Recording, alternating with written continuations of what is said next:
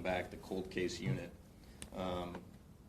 For a variety of reasons, it was disbanded in 2022. Among those reasons, a rise in gun violence and homicides, and so, we had to move around and shuffle some resources. And in talking with Assistant Chief Chuck Lavelle, who was chief at the time, it was an incredibly difficult decision to disband the unit, and that's why we're thrilled to announce we're bringing it back. We have several speakers this morning. We'll be starting with Chief Bob Day. Following the chief will be Detective Brendan McGuire, who will be one of the 4 detectives on the unit. And we also are joined by George Spalding, who he and his wife lost their son Brian to a homicide in 2017. That case remains unsolved and is a case that this cold case unit can now review, now that it's being brought back. So with that, Chief. Thanks, Mike. Good morning, everyone. Thanks for joining us today. I want to thank, first of all, our Detective Division Commander Robinson, their leadership, the ability to secure this grant. Really is going to be a great benefit to us. I want to thank detectives that are sticking around to do that. I understand what it is to come out of retirement, and they also graciously agreed to do the same and support this program. So I really want to thank both the detectives and the division and the forward thinking of investigations and the police bureau to be able to address this. And when Mike told me we were going to do a press conference, I've been thinking about this for the last few days and about the cold case unit. And I just want to share for a minute that a reflection that I've had towards my position and feelings about how we tackle this going forward. And as I've shared before, we've lost our son in 2016 to cancer, so certainly not a homicide connection, totally different form of loss, but knowing and understanding that loss. And I was thinking about the loss that these families have experienced of their loved ones. And the term cold case just didn't hit me very well. I've shared with the comms team, I don't have a different name, but I want the families to know and the community to know that I don't see these as cold cases. I would not want anybody telling me that my son's loss is cold. And it may seem like a small distinction, but I think it's so important that we remember that what we are attempting to do here is really provide that connection and that closure that is so deserving of the families that have experienced the loss that you see on the screen. So whether we will ultimately change the name from cold case to something else, I don't know. But I just want to affirm the fact that we are, to the best of our ability, very committed to trying to find resolutions and answers for folks. And this grant, at a time of limited resources, limited capabilities, is going to be a huge asset for us. So thank you for that. I'll be around a little bit for conversation. And Detective McGuire.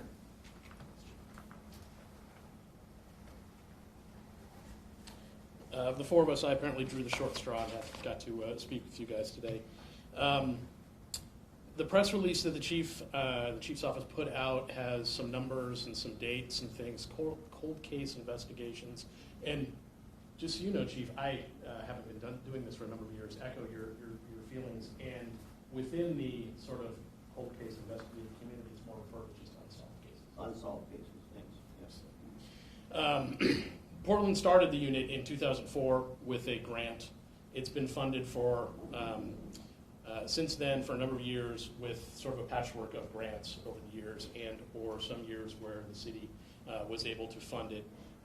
At one point we had 4 detectives and something on the order of 6 or 8 volunteers staffing the unit. And in 2022, when it was finally disbanded, we were down to just 2 of us. And that was, the reason we were mostly down to 2 of us was because of COVID. We lost all of our volunteers, and then also staffing issues, and then like the chief had mentioned and like the press release mentioned, we had to sort of disband the unit entirely, and those 2 detectives, myself and Eric McDaniel, were still sort of limping along, working cold cases that we had already been working while taking on new cases.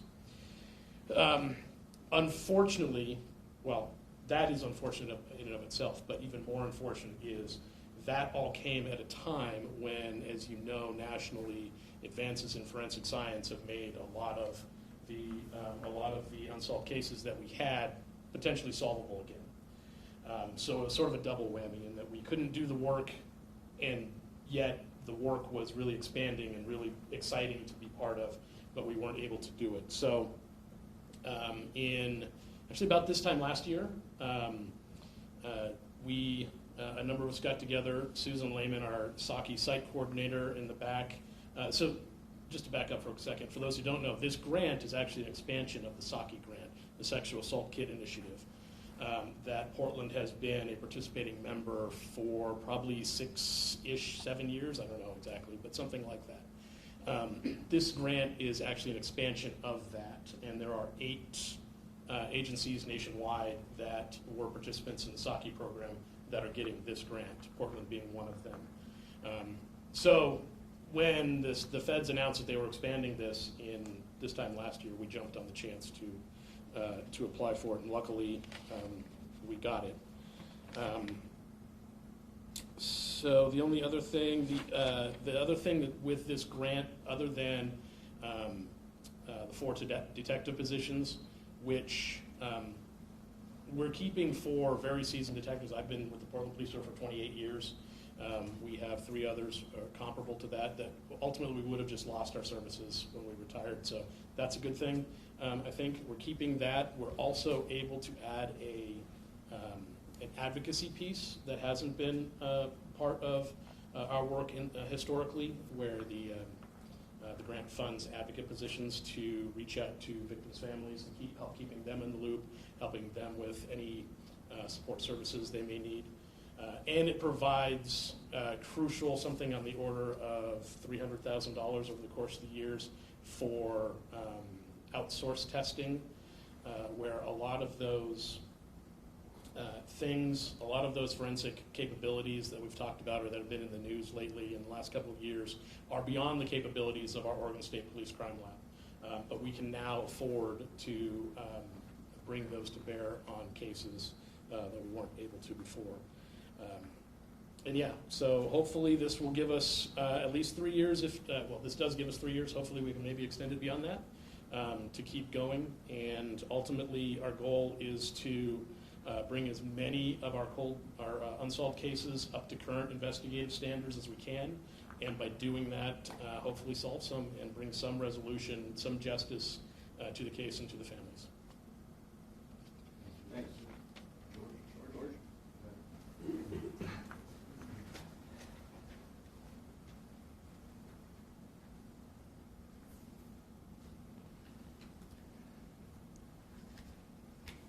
Our family is thankful that the feds have seen provide the funding to restore the proper investigation into our son's homicide. It's going on 7 years since we lost him, and it's been very frustrating and heart-wrenching, as it has been for many other families here in Portland and nationwide. The senseless gun violence that's been going on, and the budget cutting and the effects of COVID and everything else has had a drastic effect on the investigation of old cases. And so we're glad to see that the funding is coming through to get people to concentrate on these cases and solve them, get some resolution to the families. And so we're looking forward to getting some more information about what's going on, and also hopefully there'll be other cases which are getting more information and resolution and closure for the families that have been involved and affected, and the community in general. We are hopefully on track for resolution and healing. That's what we need. Can I just ask, I've talked to you on your porch before.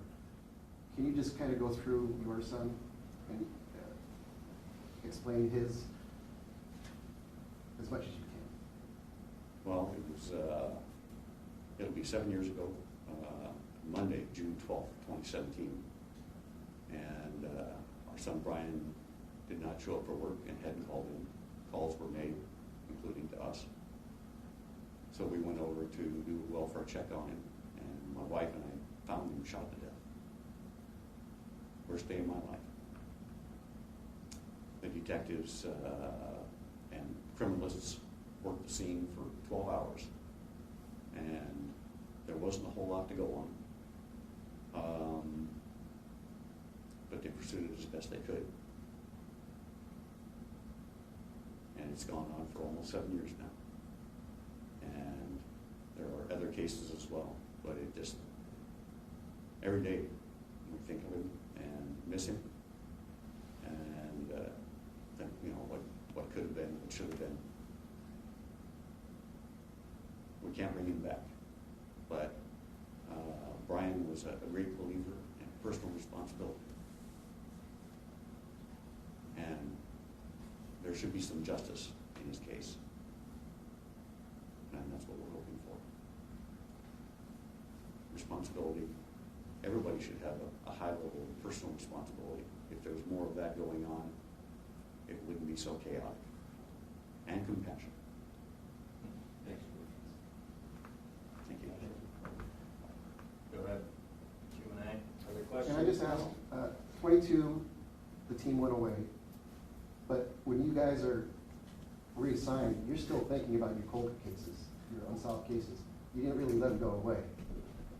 Can you just kind of go through that? You don't stop thinking about it, even though it was shut down. No, absolutely.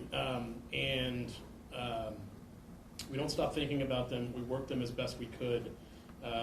Luckily, we were able to, I think I've been up here on a couple of other press conferences we were able to make a number of arrests with the Baby Precious case a couple months, or September, I believe. All these cases, and another case, the Mark Dribbin case back when we made the arrests in 2020. But it was continually worked after because he just pled guilty in November, possibly, I think it was. All these cases were worked as best they could, and you're right. We don't stop thinking about them, and that's why I personally and the other detectives who are now going to be working this, I think, are very, very excited about being able to take all those times that we've been thinking about them and actually do something again. How many cases currently are going to be assigned to the unit? We have a ballpark of 300 unsolved homicides going back to the late 60s. And I say ballpark because the cases that we are allowed to work, that will be funded by the grant, and historically the definition of a cold case that is in Bureau policy are a little bit different, so we'll be able to work a little bit more recent cases than were technically determined to be cold cases before. So in the area of 300, and we also have the opportunity, slightly lower on the priority list, but certainly the opportunity the grant will fund working any violent crime, assaults, robberies, arson, those things as well. So we all know that Portland is facing a lot of problems. There's a lot of important issues happening right now. But how important to you, to your detectives, to the Bureau, are these cases compared to, or even if you can compare it to what's happening right now? It's a good question. And I'm not entirely sure.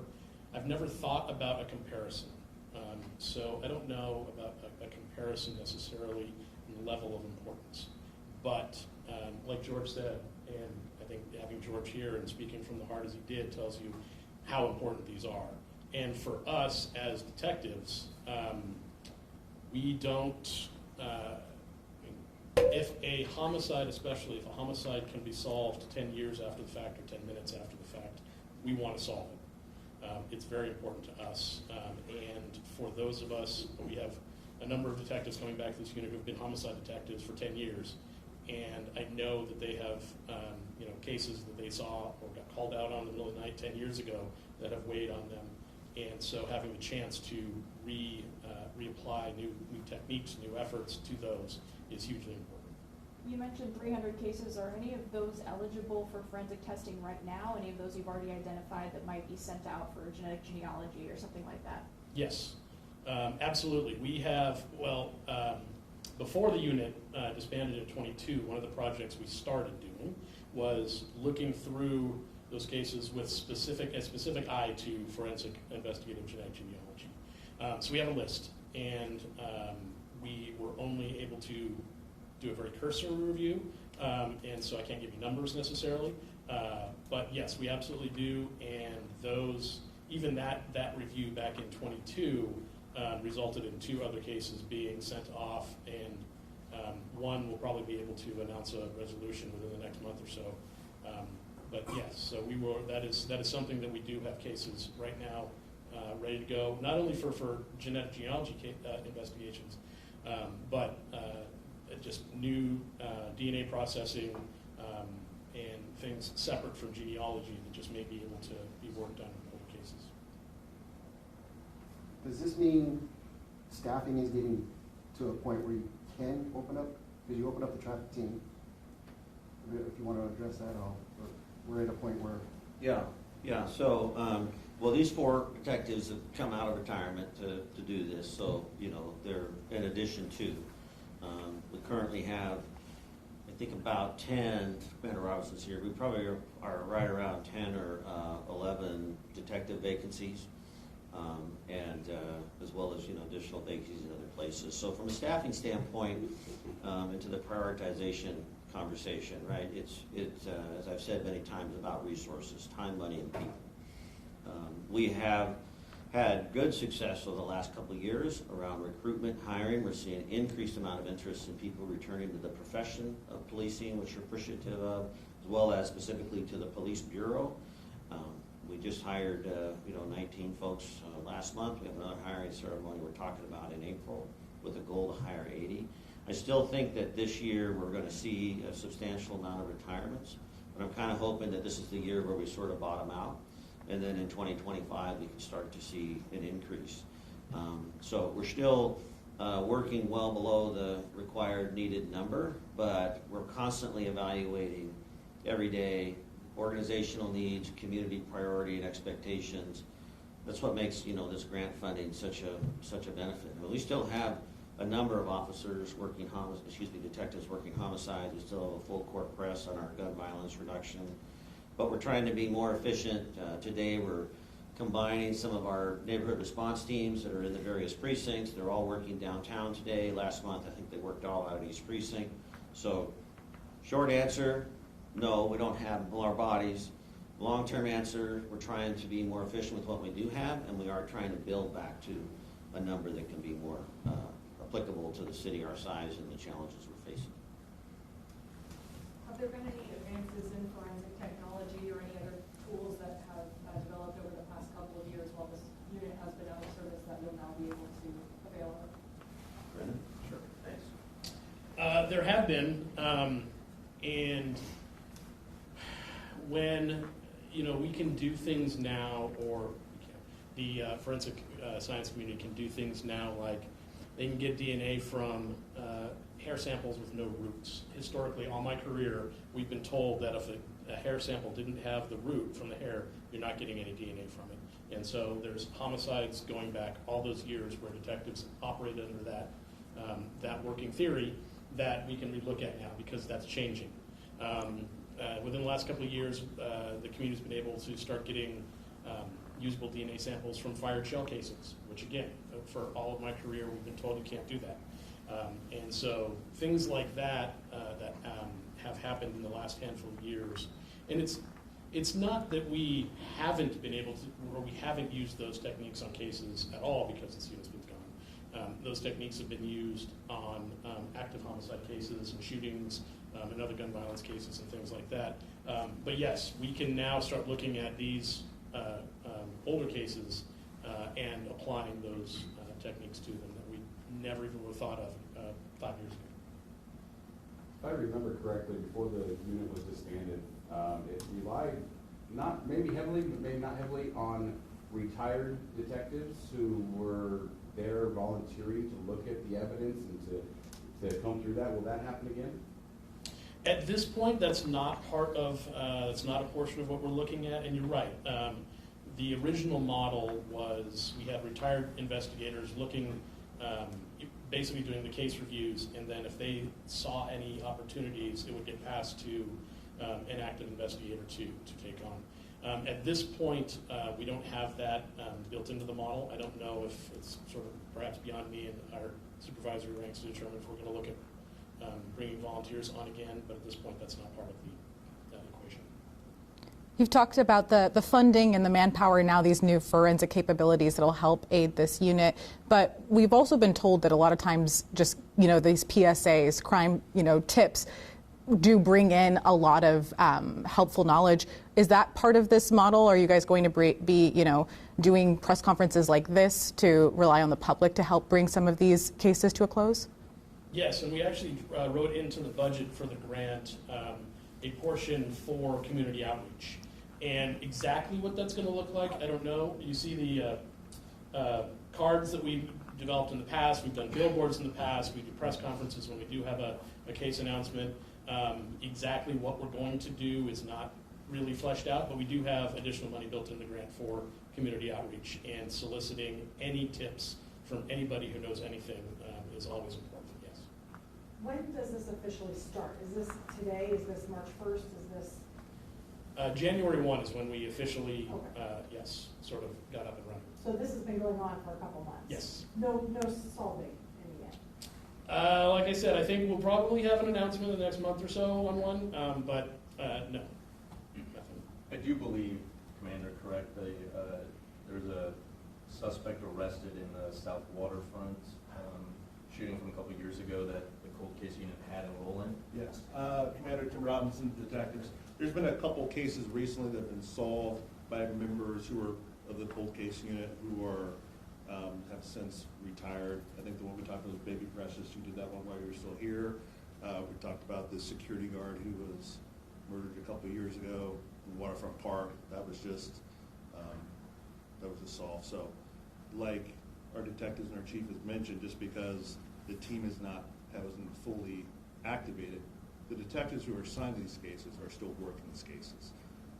It matters to them, it matters to the victims, it matters to the community. So we have not stopped and we will not. Another question? All right. I want to thank everyone for coming. Again, this is incredibly important work for the Bureau.